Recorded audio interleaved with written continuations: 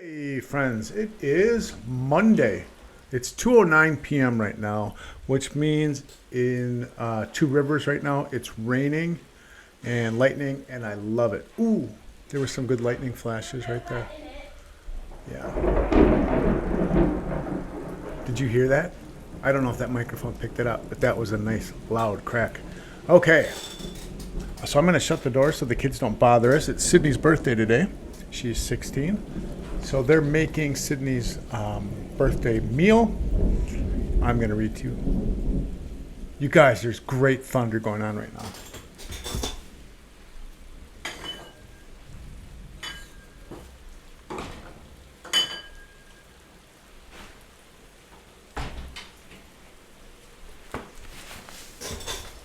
Okay. Chapter 5, I believe. Let me check that. Are we in chapter 5? 5 days?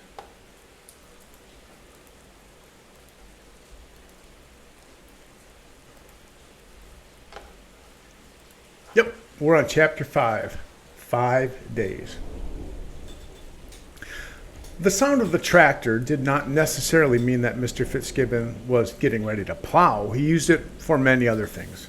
Hauling hay and firewood, for instance, and mowing and clearing snow in the winter. Mrs. Frisby reminded herself of this as she hurried over to the corner post.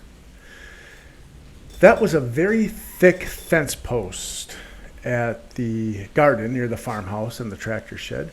She had discovered long ago that it had, a few inches above the ground, a convenient knot hole with a hollow place behind it in which she could hide whenever she had oh my gosh, that was a loud one. Whenever she had reason to, and watch what was going on in the yard. The cat, Dragon, also knew of its existence, so she had to look sharply when she came out. She came up carefully behind the post, stared this way and that, and then darted up around it and up into the hole, all clear. Mr. Fitzgibbon had backed the tractor out of the big, cluttered shed where he kept it. Leaving the motor idling, he climbed down from the seat and called to the house. In a moment, his older son Paul came out, closing the door carefully behind him. Paul, at 15, was a quiet, hard-working boy, rather clumsy in his movements, but strong and careful about his chores. In a few seconds, he was followed by his younger brother, Billy, who at age 12 was noisier and had an annoying habit of skimming rocks across the grass at anything that moved. Mrs. Frisby did not much care for Billy. All right, boys, said Mr. Fitzgibbon, let's haul it out and see about that linchpin. It was just about worn last fall, I remember, Paul said. The boys disappeared into the shed, and Mr. Fitzgibbon remounted the tractor. He turned it around and backed it slowly toward the shed so that the rear end was out of Mrs. Frisby's sight. There was some clanking and clanging inside the shed while Mr. Fitzgibbon, looking over his shoulder, worked some levers on the side of the tractor. All set! He shifted gears and eased the tractor forward again. Hitched behind it, clear of the ground, was the plow. Mrs. Frisby's heart sank. Surely he was not going to start now?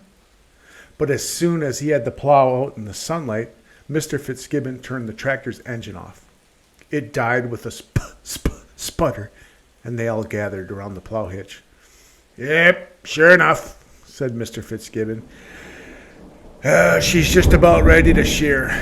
Paul, I'm glad you remembered that.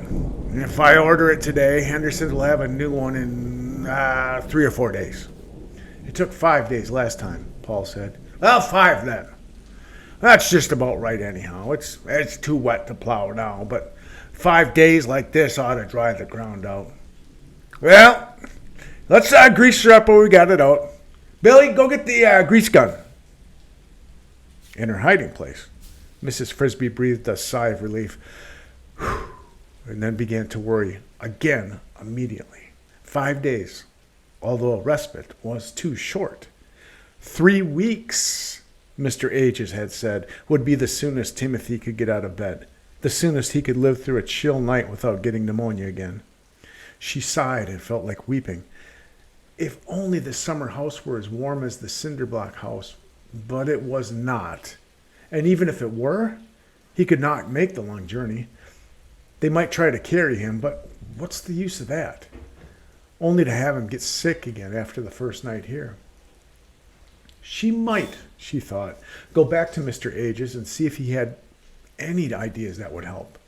Was there some medicine that would make Timothy get strong sooner? She doubted it. Surely, if he had such medicine, he would have given it to her the first time. She was thinking about this when she climbed through the knothole and slithered to the ground below. Not 10 feet from the cat. Dragon lay stretched out in the sunlight, but he was not asleep. His head was up and his yellow eyes were open, staring in her direction. She gasped in terror and whirled around the fence post to put it between her and him, and then without pausing she set out on a dash across the garden as fast as she could run, expecting at any instant to hear the cat scream and feel its great claws on her back. She reached the shrew's hole and considered for a fraction of a second diving in, but it was too small. And then she glanced over her shoulder and saw an amazing sight. The cat had not moved at all. He was lying exactly as before, except that now one of his eyes was closed. The other, however, was still looking straight at her, so she did not pause, but raced on. And finally, when she was a safe distance away, 2/3 across the garden and nearly home, she stopped and looked again more carefully. The cat still lay there, seemed to have gone to sleep. That was so odd, so unheard of, she could hardly believe it. Now, feeling quite safe, but puzzled, she looked for a vantage point from which she could see better. By right, she should be dead. And though she had escaped from what seemed almost a miracle, she scolded herself for having been so careless. If the cat had killed her, who would take care of the children? She saw a dead asparagus plant, stiff, tall, with branches like a small tree. She climbed it, and from near the top looked back to the farmyard. Mr. Fitzgibbon and his sons had finished greasing the tractor and gone on somewhere else, but the cat still lay on the grass, seemingly asleep. Why had he not chased her? Now, was it possible that, close as she had been, he had not seen her? She could not believe that. The only explanation she could think of was that he had just finished a very large meal and was feeling so stuffed and lazy, he did not want to take the trouble to get up. But that was almost as unbelievable. Certainly it had never happened before. Was it possible that he was sick? Then, on what had already been a day of oddities and alarms, she noticed something else strange. Beyond the cat, quite far beyond, between the barn and the house, she saw what looked like a troop of dark gray figures marching in columns. Marching? Not exactly, but moving slowly and all in a line. They were rats. There were a dozen of them, and at first she could not quite see what they were up to. And then she saw something moving. Between them and behind them, it looked like a piece of rope. A long piece, maybe 20 feet. No, it was stiffer than rope. It was an electric cable, the heavy black kind used for outdoor wiring and strung on telephone poles. The rats were hauling it laboriously through the grass, inching it along in the direction of a very large wild rose bush in the far corner of the yard. Mrs. Frisby quickly guessed where they were taking it, though she could not guess why. That rose bush, concealed and protected by dense tangles of fiercely sharp thorns, was the entrance to a rat hole. And all the animals knew about it and were careful to stay away, but what would the rats want with such a long piece of wire? Mrs. Frisby could not imagine. Even more curious, how did they dare to pull it across the yard in broad daylight when the cat was right there?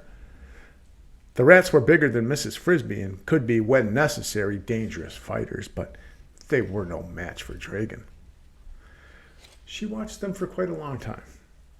It was obvious they knew exactly what they were doing, and they looked as well drilled as a group of soldiers.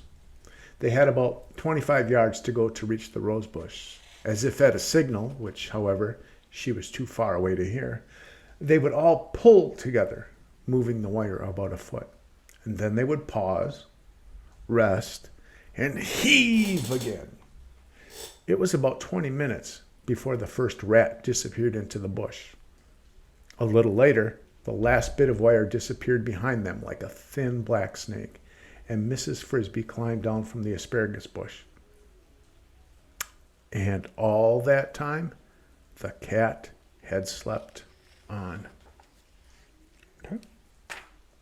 Next chapter tomorrow is going to be chapter 6, A Favor from Jeremy. Do you remember Jeremy? Jeremy the Crow? Yep. So that's the next chapter, A Favor from Jeremy. All right, friends, have a beautiful Monday. Get on Google Stream. Let me know something. Just type something so I know you're out there. We have 2 raffles on Wednesday. One of them is, did you get on Google Stream? One is, did you accept the invitation to our summer reading club? Okay? All right, friends, have a good day, and we will see you later.